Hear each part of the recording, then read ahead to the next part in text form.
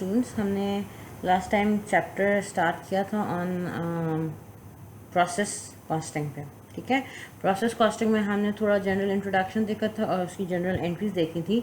थोड़ा सा रिवाइज करती हूँ कि process costing basically is that type of costing system जिसमें हम प्रोडक्शन को लेते हैं। प्रोडक्शन इस किस्म के प्रोडक्ट्स या प्रोडक्ट्स ये देख रहे होते हैं which are similar to each other, which are similar in characteristics.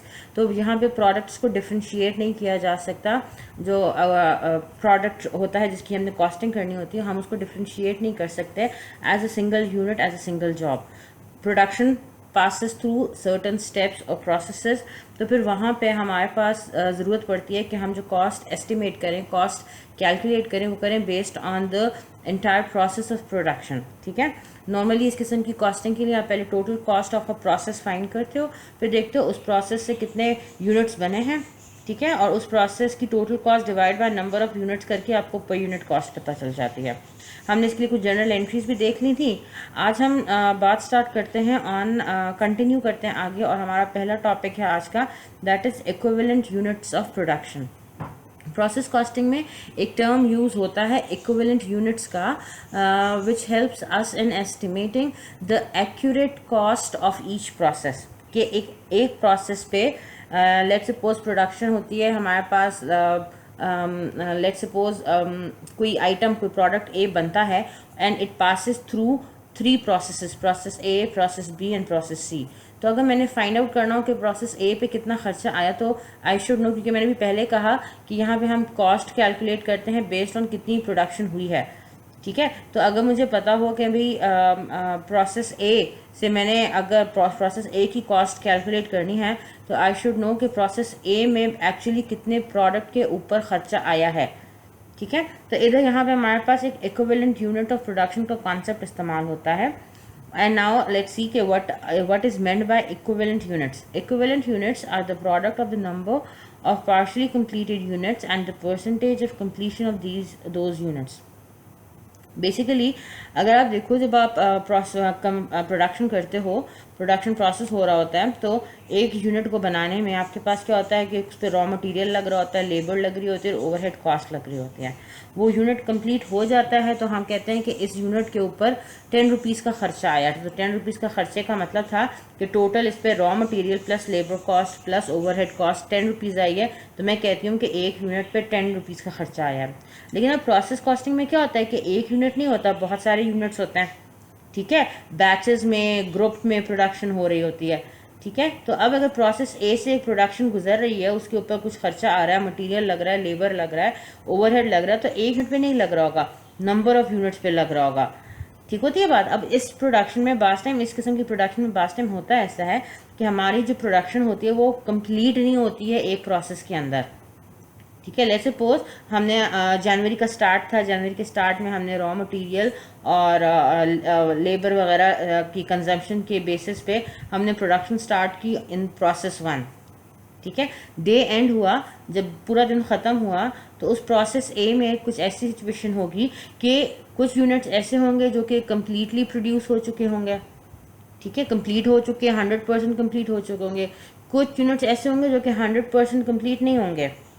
ठीक है, वो अनफिनिश फॉर्म में बिजनेस के पास रह गए होंगे उस eight the end of a particular day, और उसको हम क्या कहते हैं, इस किस्म के गुड्स को के लिए हम नाम यूज़ करते हैं वर्क इन प्रोसेस का। Work in process are those goods which are not 100% complete, जो कि अपनी कंप्लीट फॉर्म में नहीं आए होते बिजनेस के पास अगले पीरियड। अब वो अगला पीरियड अगला दिन हो सकता है, अगला मंथ हो सकता है, अगला क्वार्टर हो सकता है, लेकिन अगले पीरियड के लिए वो बिजनेस के पास अनफिनिश्ड फॉर्म में पड़े होते हैं। तो जब अगला पीरियड स्टार्ट होता है, तो पहले ये अनफिनिश्ड गुड्स कंप्लीट होते हैं, मतलब वर्क इन प्रोसेस पे और खर्चा और मटेरियल या लेबर या ओवरहेड लगता है, वो 100% कंप्लीट हो जाते हैं। फिर साथ में और नए यूनिट्स की प्रोडक्शन होती है, फिर ये जाके बाहर मार्केट में सेल होते हैं। ऐसी बात है ना। तो जब हम प्रोसेस कॉस्टिंग को देखते हैं, तो हमारे पास ज़रूरी होता है कि हमने उन यूनिट्स को भी अपनी कॉस्ट कैलकुलेशन में कंसिडर करना होता है which are in form of work in process, जो कि 100% कंप्लीट नहीं हुए। अब जो यूनिट्स 100% कंप्लीट नहीं हुए हैं, जो यूनिट्स 100% कंप्लीट नहीं हुए हैं, अब वो किस फॉर्म में बिजनेस के पास पड़े होंगे, अब मैं कहती हूँ कि मैंने एक प्रोडक्शन की है और मेरे पास 30 यूनिट्स ऐसे हैं जो कि अनफिनिश्ड फॉर्म में हैं। तो ये अनफिनिश्ड फॉर्म का मतलब या वर्क इन प्रोसेस का मतलब क्या है? इसका मतलब है कि इस यूनिट पे इन प्रोडक्ट्स के ऊपर हमने अभी अपना जितना मटेरियल इस्तेमाल करना था वो सारा मटेरियल इस्तेमाल नहीं किया होगा, जितनी लेबर लगनी चाहिए थी उतनी लेबर नहीं लगी, जितना ओवरहेड का खर्चा इन पे 100% कंप्लीशन पे आना चाहिए था अब वो इन पे नहीं आया है। ठीक होती है बात? तो जब हम कॉस्ट कैलकुलेट करते हैं तो वी शुड नो कि बिजनेस के पास कितने फिनिश गुड्स थे, कितने वर्क इन प्रोसेस थे। ठीक है, अब आसानी के लिए प्रोसेस कॉस्टिंग में हम करते क्या हैं कि जितने भी गुड्स हमारे पास वर्क इन प्रोसेस में पड़े होते हैं, ठीक है, वर्क इन प्रोसेस में पड़े होते हैं विच आर पार्शली कंप्लीटेड, उनको हम कहते हैं दीज आर इक्विवेलेंट प्रोडक्ट्स या इक्विवेलेंट यूनिट्स। कि कितने प्रोडक्ट्स पार्शली कंप्लीटेड हैं एंड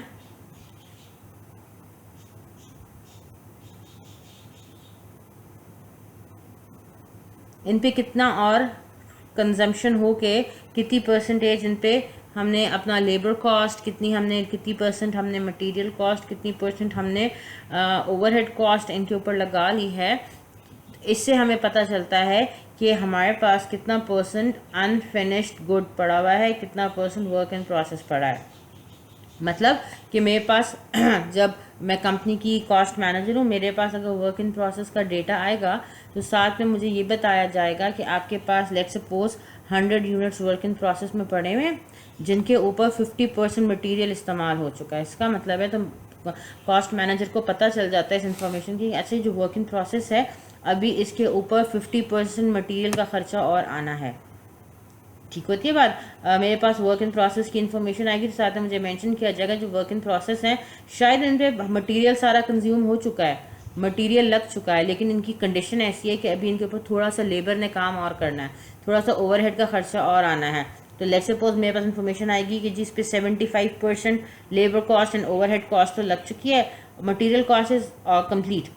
तो मतलब ये गुड्स इस कंडीशन में हैं कि इन पे तमाम मटेरियल वगैरह लग चुका है, इस्तेमाल हो चुका है, सिर्फ इसके ऊपर लेबर्स ने और काम करना है, कुछ ओवरहेड कॉस्ट और ऐड करनी पड़ेगी तो ये अपनी फाइनल फॉर्म में आ जाएंगे। इस किस्म के यूनिट्स को हम क्या कहते हैं? Equivalent units of production. We need to calculate equivalent units because a department usually has some partially completed units in its beginning and ending inventory.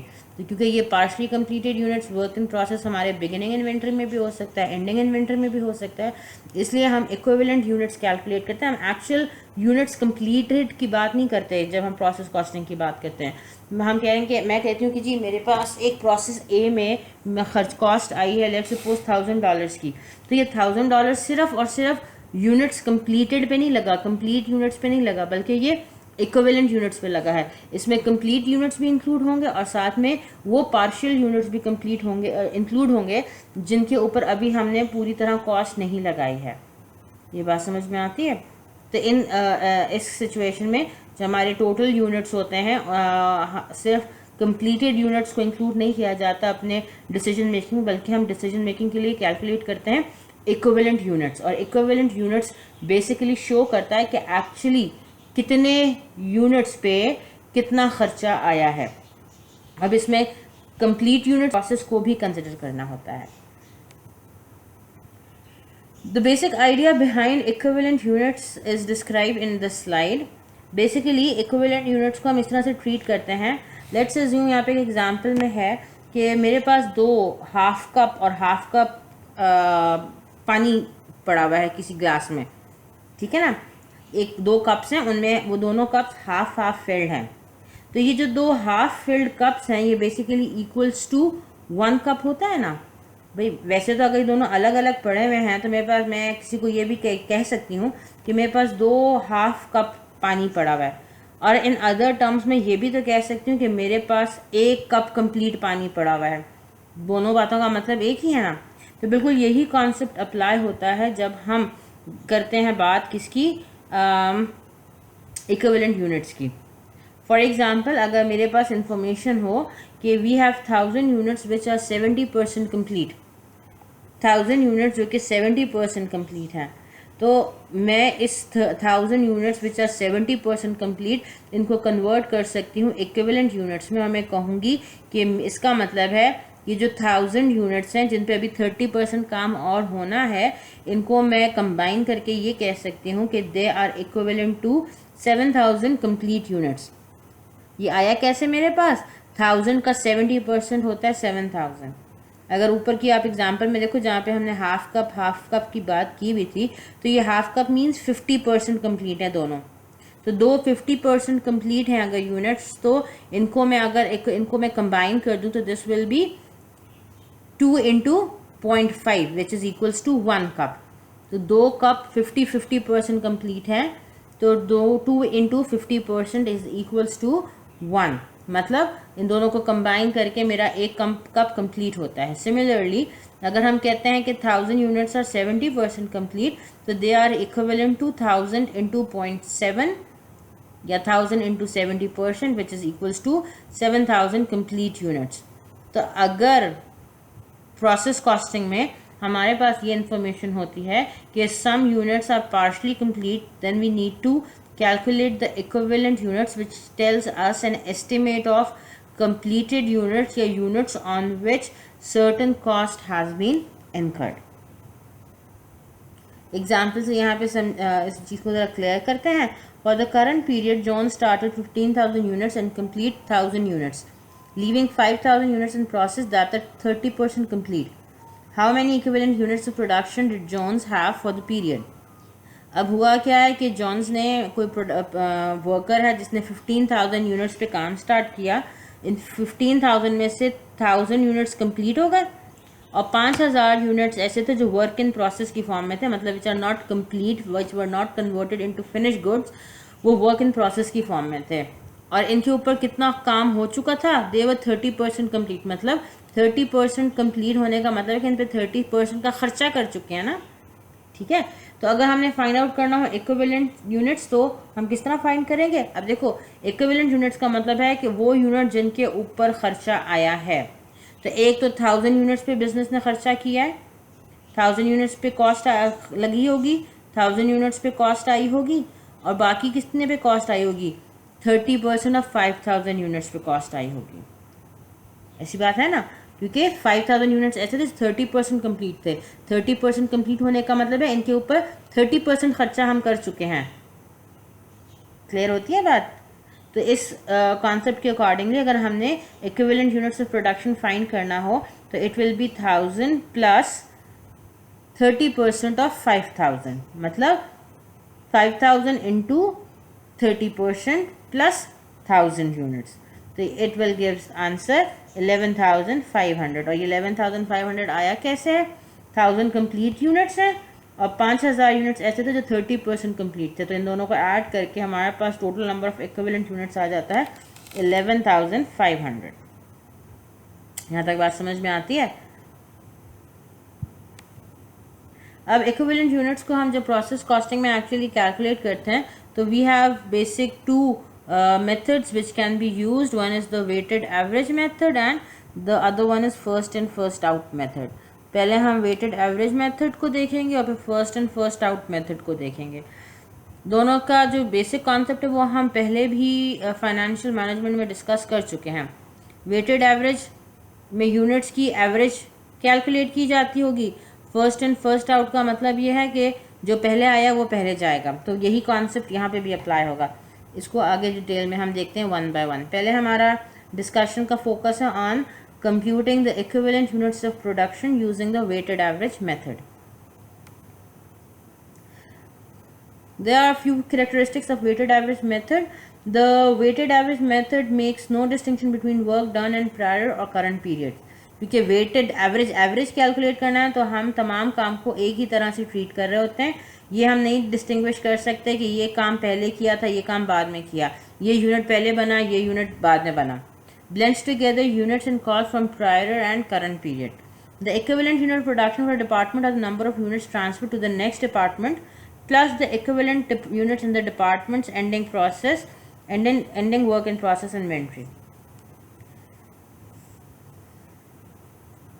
बता दिया कि इससे पहले भी हमने इक्विवेलेंट यूनिट्स ऑफ प्रोडक्शन की बात की, तो ये क्या होते हैं, फिनिश गुड्स की कॉस्ट प्लस इक्विवेलेंट यूनिट्स की कॉस्ट जो कि वर्क इन प्रोसेस में पड़े हुए थे, उनकी कॉस्ट को ऐड करने से हमारे पास इक्विवेलेंट यूनिट ऑफ प्रोडक्शन आ जाता है। जैसे हमने पहले भी एग्जाम्पल में भी देखा, तो हमने अगर इक्विवेलेंट यूनिट्स की बात करनी है तो यूनिट्स का मतलब कि यूनिट्स और finish goods plus units in work in process.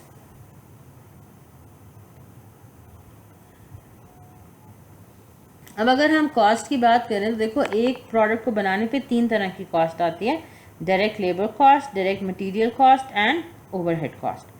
जो लेबर कॉस्ट है it may be small as compared to direct material and overhead cost. Normally ऐसे ही होता है, मटेरियल ज़्यादा खर्चा इस पे लग रहा होता है, ओवरहेड पे ज़्यादा खर्चा लग रहा होता है। तो उस केस में हम सिंप्लिसिटी के लिए भी हम क्या करेंगे, हम लेबर कॉस्ट और ओवरहेड को कॉस्ट को कंबाइन करके एक कन्वर्जन कॉस्ट कह देते हैं।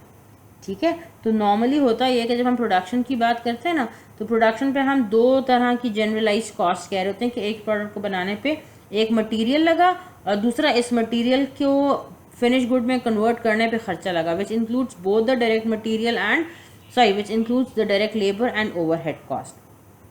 ठीक होती है बात। तो आगे की डिस्कशन में आप देखोगे या क्वेश्चन वगैरह में आप देखोगे तो आपको जो differentiation between these cost components किए हुए हैं, उसमें डायरेक्ट मटेरियल को अलग ट्रीट किया गया और लेबर कॉस्ट और ओवरहेड कॉस्ट को एक साथ कंबाइन करके मेंशन किया गया होगा as a conversion cost, so don't get confused. ठीक है, दोनों का मतलब एक ही है, सिर्फ हम क्या कर रहे हैं, मटेरियल कॉस्ट अलग ले रहे हैं और labour cost plus overhead cost को कंबाइन करके कन्वर्जन कॉस्ट कह रहे हैं। अब एग्जाम्पल से समझते हैं कि ये वेटेड एवरेज मेथड किस तरह से यूज़ होता है in process costing for estimating equivalent products. Let's take a look at an example of calculating the cost per equivalent unit for assembly department of Smith company. एक department की हम बात करें, मतलब एक प्रोसेस की अभी हम सिर्फ बात कर रहे हैं कि एक डिपार्टमेंट एक प्रोसेस से गुजर के जो यूनिट्स बने हैं उनकी हम कॉस्ट पर इक्विवेलेंट यूनिट किस तरह कैलकुलेट कर सकते हैं। तो इसके लिए हमें एक तो चाहिए, पता होना चाहिए कि उस डिपार्टमेंट में उस प्रोसेस पे कितनी कॉस्ट आई है टोटल। ठीक है, और दूसरा हमें पता चलना चाहिए कि उस डिपार्टमेंट उस प्रोसेस से कितने यूनिट्स बन के निकले हैं। यूनिट्स कितने बन के निकले हैं, कंप्लीट यूनिट्स नहीं लेने, हमने कैलकुलेट करना है पहले इक्विवेलेंट यूनिट्स, क्योंकि हमें पता होगा कि भाई हमने कुछ यूनिट्स कंप्लीट हुए होंगे, कुछ यूनिट्स वर्क इन प्रोसेस की फॉर्म में, तो जो यूनिट्स वर्क इन प्रोसेस की फॉर्म में उन पे भी तो खर्चा आया है ना, तो उनको भी हमने कैलकुलेशन में इंक्लूड करना है। तो इसका मतलब है cost per equivalent unit find करनी है, तो cost per equivalent unit is equals to total cost of a department divided by number of equivalent units. आगे हमें इंफॉर्मेशन दिया हुआ है कि notice that the department started the month of June with 300 units that are 40% complete as to materials and 20% complete as to conversion, मतलब direct labor and overhead। पहली statement कहती है कि जब जून का मंथ स्टार्ट हुआ, जिस मंथ के लिए हम कॉस्ट कैलकुलेट करना चाह रहे हैं, उस जून के स्टार्ट में बिजनेस के इस डिपार्टमेंट के पास 300 यूनिट्स पड़े हुए थे which were 40% complete as to material and 20% complete as to conversion. मतलब ये जो 300 यूनिट्स वर्क इन प्रोसेस पे में पड़े हुए थे, इनके ऊपर मटेरियल कॉस्ट 40% लग चुकी थी और कन्वर्जन कॉस्ट मतलब डायरेक्ट लेबर प्लस ओवरहेड 20% लग चुकी थी, इस्तेमाल हो चुकी थी। During the month the department started 6000 units into production, और इस वर्क इन प्रोसेस पहले के इनकम्प्लीट यूनिट्स के अलावा बिजनेस ने इस मंथ में स्टार्ट किए 6000 units. During the month 5400 units were transferred out to the next department. At the end of the June the department had 900 units, 60,000 complete as to material and 30% complete as to conversion। अब इसको थोड़ा सा मैं समझाती हूँ आपको। Department के पास पहले के 300 यूनिट्स पड़े हुए थे जो कि अनकम्प्लीट फॉर्म में थे, इनकम्प्लीट फॉर्म में थे, वर्क इन प्रोसेस की फॉर्म में थे, अनफिनिश गुड्स थे। और ये किस सिचुएशन में पड़े हुए थे कि इन पे 40% का मटेरियल इस्तेमाल हो चुका था और 20% का कन्वर्जन कॉस्ट लग चुकी थी। मतलब 20% मटीरियल पे खर्चा हो चुका है, 20% कॉस्ट मटीरियल कॉस्ट लग चुकी है, और 40% मटीरियल कॉस्ट लग चुकी है और 20% कन्वर्जन कॉस्ट लग चुकी है। ड्यूरिंग द मंथ बिजनेस इस डिपार्टमेंट में 6000 यूनिट और स्टार्ट हुए। उन 300 यूनिट्स वर्क इन प्रोसेस के अलावा 6000 यूनिट्स की प्रोडक्शन और स्टार्ट हुई। जब मंथ ख़त्म हुआ या ड्यूरिंग द मंथ इस डिपार्टमेंट से जो अगले डिपार्टमेंट में गुड्स कंप्लीट होकर ट्रांसफ़र किए गए वो 5400 थे। बात समझ में आती है? और बाकी एंडिंग इन्वेंट्री में डिपार्टमेंट में 900 यूनिट्स रह गए थे जो कि किस सिचुएशन में पड़े हुए थे कि उन पे 60% मटीरियल लग चुका था, मतलब 60% मटीरियल कॉस्ट आ चुकी थी और 30% कन्वर्जन कॉस्ट आ चुकी थी। तो इस डिपार्टमेंट में एक्चुअली जो खर्चा हुआ वो कितने यूनिट्स पे हुआ? एक तो 300 यूनिट्स पे खर्चा आया, लेकिन उन 300 यूनिट पे पूरा 100% खर्चा नहीं आया। जो रिमेनिंग कॉस्ट थी वो लगी और प्रोडक्ट इस्तेमाल हो गया, कंप्लीट हो गया।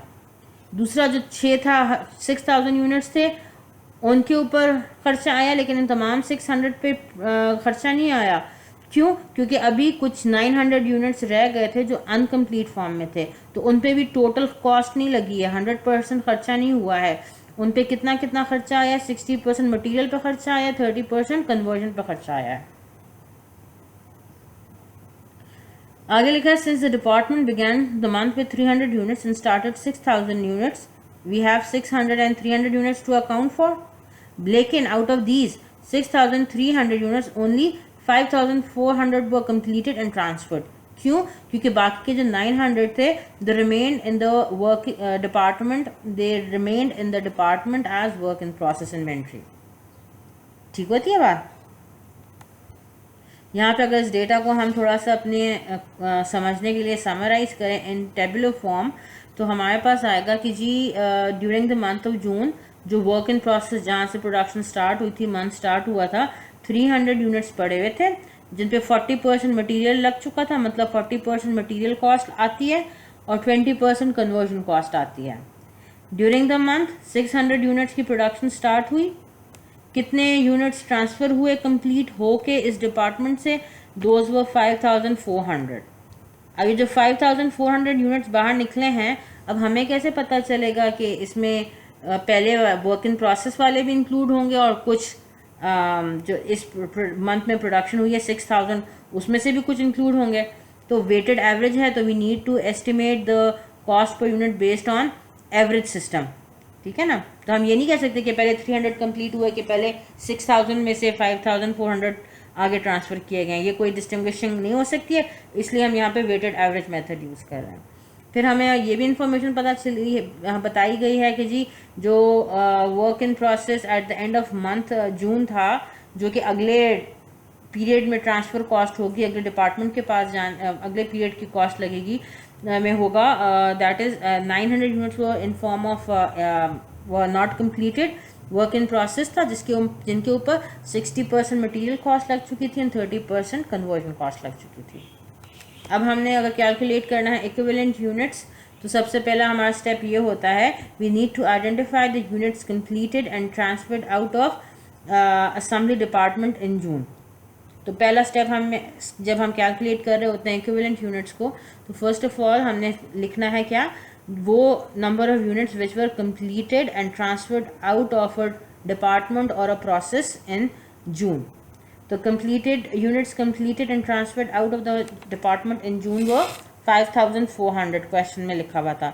मतलब ये वो यूनिट्स हैं जिनके ऊपर कम्प्लीटली मटीरियल भी लग चुका है, इनके ऊपर कम्प्लीटली कन्वर्जन कॉस्ट का भी खर्चा आ गया। जब यूनिट्स कंप्लीट हुए हैं तो इसका मतलब क्या? उनके ऊपर 100% मटीरियल कॉस्ट लगी है, उनके ऊपर 100% कन्वर्जन कॉस्ट लगी है। Second step is to identify the equivalent units of production in ending work in process with respect to material for the month and adding this to the 5400 units from step 1. फिर उसके बाद हमने क्या करना होता है? जो सेकंड स्टेप है, हम सबसे पहले उसमें फाइंड करते हैं, हमने 5400 यूनिट्स तो अगले पीरियड में ट्रांसफ़र कर दिए कंप्लीट करके, लेकिन इस डिपार्टमेंट में कुछ वर्क इन प्रोसेस रह भी गया है और वो वर्क इन प्रोसेस रह जो गया उनके ऊपर भी तो डिपार्टमेंट में खर्चा आया है ना। तो हम पहले फाइंड करते हैं कि उस वर्क इन प्रोसेस पे कितना मटेरियल कंज्यूम हुआ चुका है। ठीक है, तो कितने यूनिट्स पे मटेरियल लगाया गया था, कितने यूनिट्स के ऊपर मटेरियल पे खर्चा आया था। तो वर्क इन प्रोसेस हमें इंफॉर्मेशन दी गई थी कि इन जून 9000 यूनिट्स वर कंप्लीटेड, जिनके ऊपर 60% मटेरियल लग चुका था। तो अगर हम वो इक्विवेलेंट यूनिट्स वाला कॉन्सेप्ट अप्लाई करें तो 9000 यूनिट्स जो कि 60% कंप्लीट हैं, तो अगर हम इनके इक्विवेलेंट में कन्वर्ट करें तो दिस विल बी 9000 इंटू 60%। इसका मतलब है 540 यूनिट्स को हम अज्यूम करेंगे कि they were complete in form of consuming material. ठीक है, और हम ये ऐड कर देंगे to the total units which have consumed 100% material. मतलब जब मटीरियल कॉस्ट की हम एस्टिमेशन करेंगे कि कितने यूनिट्स पे हमने मटीरियल कॉस्ट खर्च किया है, तो इट विल बी 5400 जो 100% कंप्लीट थे, और बाकी 450 वो यूनिट्स थे जो कि वर्क इन प्रोसेस में पड़े हैं, इनके ऊपर मटीरियल का खर्चा आ चुका है। ठीक होती है बात। थर्ड स्टेप में हम क्या करते हैं, एस्टिमेट करते हैं work in process equivalent units in work in process with respect to conversion cost. अब क्वेश्चन में हमें बताया गया था कि जो कन्वर्जन कॉस्ट है वर्क इन प्रोसेस में 900 यूनिट्स पड़े हुए हैं जिनके ऊपर 30% ऑफ कन्वर्जन कॉस्ट लग चुकी है।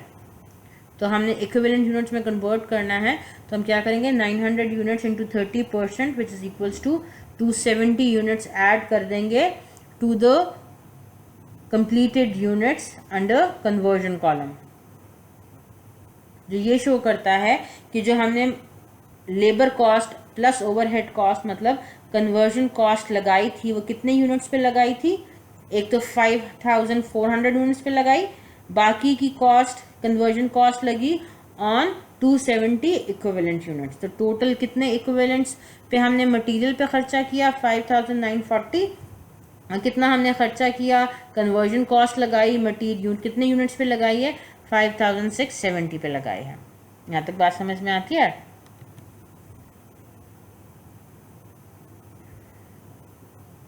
अब हमने equivalent unit of production products is always equals two units completed and transferred plus equivalent units remaining in work in process. जो भी हमने इनको ऐड कर दिया तो हमारे पास ये आ गया क्या, equivalent units of production in department during जून।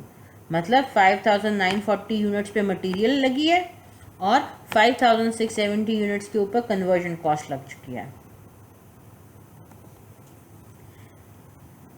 इसी बात को हम अगर हम समझाएं तो ये बेसिकली इस तरह से है कि जो हम पहले देखते हैं मटेरियल की कंजम्पशन के लिहाज से कि मटेरियल जो इस्तेमाल हुआ है प्रोसेस डिपार्टमेंट में, असेंबली डिपार्टमेंट में, उस मटेरियल से कितने यूनिट्स बने हैं। तो बिगिनिंग वर्क इन प्रोसेस में 300 यूनिट्स पड़े जो 40% कंप्लीट थे। 6000 यूनिट्स जो है वो ड्यूरिंग द डिपार्टमेंट स्टार्ट हुए, जिनमें से 900 यूनिट्स जो थे वो अभी ख़त्म कंप्लीट नहीं हुए हैं। ठीक है, तो कितने यूनिट्स कंप्लीट हुए, यूनिट्स जो कंप्लीट हुए वो थे 5400 यूनिट्स वो कंप्लीटेड। ठीक है, और एक तो इन यूनिट्स के ऊपर टोटल मटेरियल का खर्चा आया और साथ में हमने मटेरियल कंज्यूम किया है किसके ऊपर, जो कि एंडिंग प्रोसेस में वर्क इन प्रोसेस में रह चुके हैं 900 यूनिट्स, कुछ मटेरियल उन पे कंज्यूम हुआ था। तो टोटल मटेरियल कितने यूनिट्स पे कंज्यूम हुआ 5400 complete unit plus 540 equivalent units divide plus करते हैं तो हमारे पास आता है 5940 were the equivalent units of production of this department. Similarly conversion cost के लिहाज से देखते हैं कि जो इस डिपार्टमेंट ने खर्चा किया है ऑन कन्वर्जन मतलब labour cost plus overhead cost पे, उस कॉस्ट को कितने यूनिट्स पे लगाया गया है। उसके लिए हम देखते हैं फिर से beginning inventory, beginning work in process में 300 यूनिट से 20% कंप्लीट थे, 6000 units during the month start हुए। ठीक है,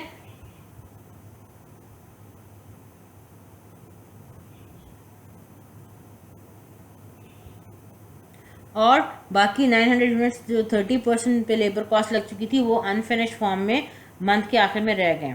तो जो टोटल यूनिट्स कंप्लीट हुए 5440 थे, उनमें से कुछ बिगिनिंग इन्वेंट्री पे काम हुआ और बाकी जो 6000 थे उनमें से कुछ कंप्लीट होकर अगले डिपार्टमेंट में ट्रांसफ़र हुए जो कि इक्वल थे 5400 यूनिट्स के जो कंप्लीट हुए।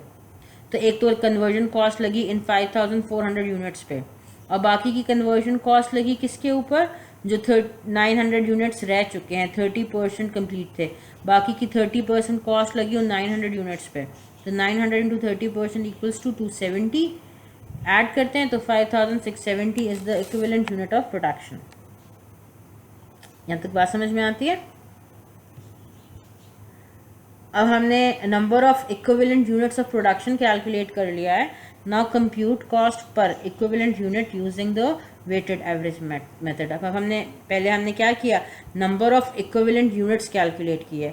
अब इन यूनिट्स के ऊपर कितनी कॉस्ट आई है वो देखते हैं। तो अब हमारे पास इंफॉर्मेशन है ऐसे कि beginning work in process inventory थे 400 यूनिट्स, ठीक है, जिनके ऊपर मटेरियल लग चुका था 40% और कन्वर्जन लग चुकी थी 20%। Production started during June 600 units, production completed during June 5400 units, cost added to production in June material cost, conversion cost दी हुई है और ending work in process inventory दिया हुआ है 900 units which have used 60% material and 30% conversion cost। ठीक होती है बात।